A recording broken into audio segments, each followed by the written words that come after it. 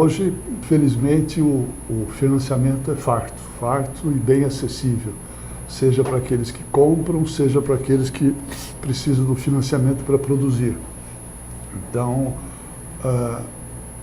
o sistema financeiro da habitação, tradicional financiador dos recursos dos empreendimentos imobiliários, hoje ele detém altos níveis de estoque e tem conseguido financiar bastante o mercado imobiliário. Para vocês terem uma ideia de diferenças, hoje, por exemplo, para 2013, 2014, nós vamos contar entre os dois pilares do sistema financeiro da habitação, os recursos do Fundo de Garantia e os recursos da poupança,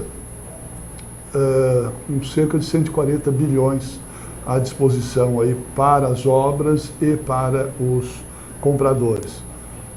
Isso gerando aí cerca de 1 milhão de unidades ano. Para você ter uma ideia da comparativo isso antes de 94, nós estamos aí passando pela média anual de 200, 250 mil imóveis ano. Então há uma demanda muito grande aí em torno do déficit habitacional em torno de 7 milhões de habitação. Se nós fizermos uma continha simples aí, são cerca de 60 milhões aí de famílias no Brasil, mais ou menos uns 9 milhões, 10 milhões que pagam aluguel. Se pegar 10 milhões dividido por 1 milhão, dá 10 anos só de aluguel. Sem contar o crescimento da população durante esse período. O crescimento, o bônus demográfico que estamos vivendo, que é muito interessante para a demanda em geral, divórcios, casamento, enfim, essa movimentação intrasistema, né? Então nós não só vamos precisar de mais recursos, como de mais instrumentos, e eu estou falando apenas do sistema financeiro da habitação, isto é, fundo de garantia e poupança, que sempre nos financiaram, antes, como eu disse, muito menos, e hoje bem mais, por uma série de alterações que foram feitas no sistema, principalmente na parte jurídica, por volta de 94, mas vamos precisar de recursos, vamos dizer assim, extra-sistema, extra-SFH, extra-poupança e fundo de garantia, que são aqueles provenientes que existem no mundo inteiro, nos países civilizados, tal, mais civilizados, vamos dizer assim, que são os recursos originários da securitização, fundos de investimento, CRIs, enfim, recursos estrangeiros, tal, porque só o sistema financeiro, por enquanto, sei lá, mais uns 5 a 8 anos, mais ou menos, eles se bastam, mas nós vamos precisar continuar esse crescimento, principalmente mantendo-se, aí já entra um elemento conjuntural, principalmente mantendo-se o nível de emprego e renda, que persiste ainda no Brasil de hoje em dia. Agora uma dúvida de uma compradora recente, que não acompanhou essa movimentação. Os juros, ele tem sido modificado com o tempo? Quer dizer, essa facilidade ou essa dificuldade, ela foi incorporada e foi passada para o comprador? Sim, claro. Porque o que a gente ouve muito é que atualmente existe uma dificuldade maior para comprar imóvel do que, por exemplo, há 30 anos. Como é que os juros cabe dentro desse processo? Não, os juros, a composição dos juros é basicamente, os juros remuneram o risco do banco na operação, remunera os impostos e remunera a remuneração. E tem lá a remuneração dele, remunera a estrutura dele, o funding dele. Ele capta a poupança a 6, ele empresta a 9, 10. Para quê? Essa diferença, o spread, né, que é chamado, é para pagar os impostos, pagar o risco dele e ter o lucro do banco. Ora, se o risco diminuiu, isto é, a cada 100 que ele empresta volta mais, ele pode reduzir os juros. Os juros, sim, caíram bastante, vamos dizer, nos últimos 5, 10 anos, de 12, 10% para hoje, para 7, 8, 9%. Então, efetivamente, está bem melhor em termos financeiros. O que complica não é os juros, é a burocracia brasileira. Para que o comprador hoje, só para a gente falar um pouco exatamente dessa questão dos instrumentos que financiam esse mercado. Então, vamos só separar aqui, organizar didaticamente, vamos falar então de comprador, nós falamos de comprador final agora, tá? Quais são as ferramentas, quer dizer, quais são os instrumentos que tem de financiamento além do SFH hoje no Brasil para você comprar um imóvel sem ser SFH? SFH é o principal, é o que todo mundo mais ou menos conhece. Que outras opções eu tenho como comprador para poder, se é que eu tenho? Na verdade, isso depende muito do perfil de cada comprador, não só o perfil creditício, como até cultural. Então, você tem a famosa compra direta. Aquele que não precisa de financiamento ou não quer financiamento, ele pode ser financiado diretamente pela construtora em, sei lá, 60%, 70% até as chaves e um pouco depois das chaves. É um financiamento que não é muito recomendado para ambas as partes. Uma, porque a construtora não é financiadora, ela não pode ficar com crédito durante 5 anos depois da chave. Então, para o comprador também, os volumes são altos.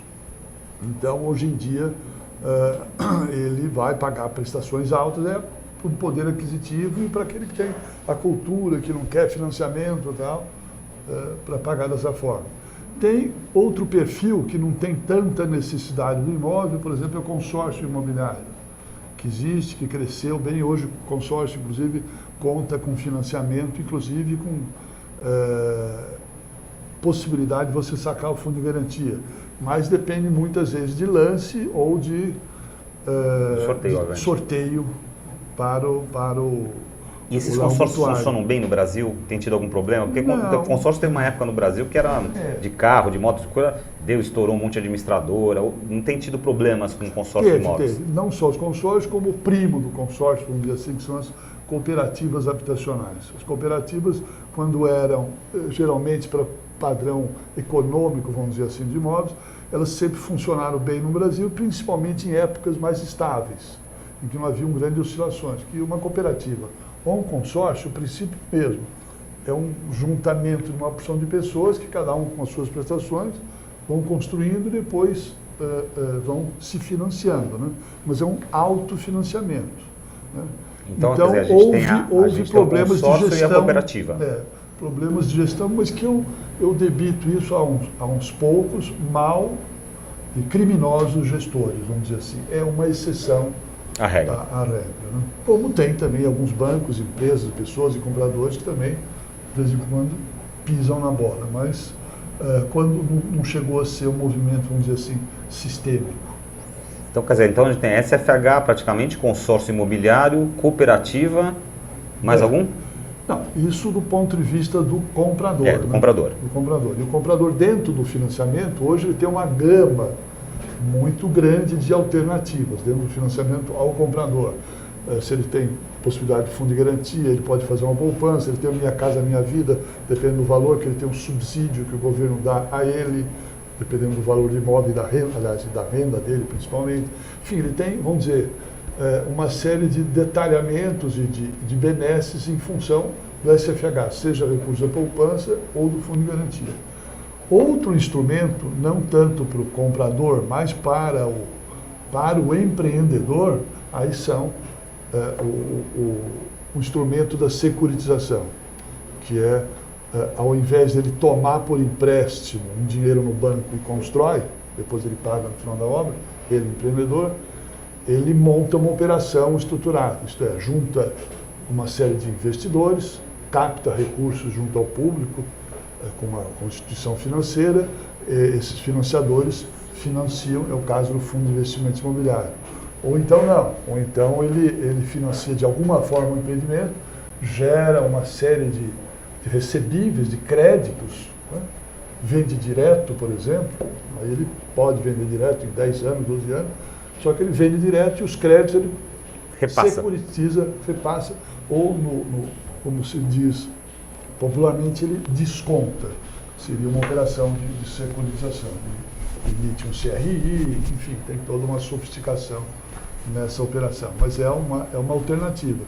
Isto é, o empreendedor com esses mecanismos, ao lado, ele pode financiar de uma outra forma o comprador. O que nos preocupa bastante, também isso alimenta também sobrevalorizações, vamos dizer assim, não é tanto na questão da demanda, como nós falamos, não é nem questão do financiamento, que existem hoje os recursos tradicionais, a poupança e a fundo de garantia, e vem aí os recursos da securitização, estão indo muito bem.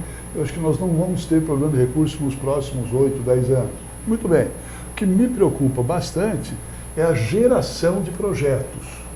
Isto é, nós temos demanda, temos recursos, e os projetos no Brasil são Vejam Minha Casa Minha Vida, que não consegue deslanchar totalmente, como pelo menos a nossa presidente gostaria. Por quê? Porque para você, hoje em dia, começar do zero, no começo do Minha Casa Minha Vida tinha uma série de projetos muito bons, tal, já em estoque, já saneados, vamos dizer assim. Hoje em dia, você começar um projeto do zero, sei lá, buscar o terreno, até você aprovar, é prefeitura, é Graproab, é meio ambiente, é divisão do imóvel, é isso, enfim, tem toda sorte de problemas. São 2, 3 anos. E muitas vezes você morre na praia. Então, a geração de projetos adequados, ou a questão do preço, né? Ou a questão do zoneamento. Em São Paulo, agora nós estamos vivendo uma briga grande por conta do plano diretor, em que a prefeitura quer impingir, vamos dizer assim, uma série de regras para habitação de interesse social. Então, isso vai fazer com que a cidade cresça muito em termos de habitação social. Precisa, tal. Mas, em compensação, vai atrapalhar muito a aprovação dos projetos. Então, vai haver uma certa represamento na oferta, vamos dizer assim, pode gerar aumentos de preço.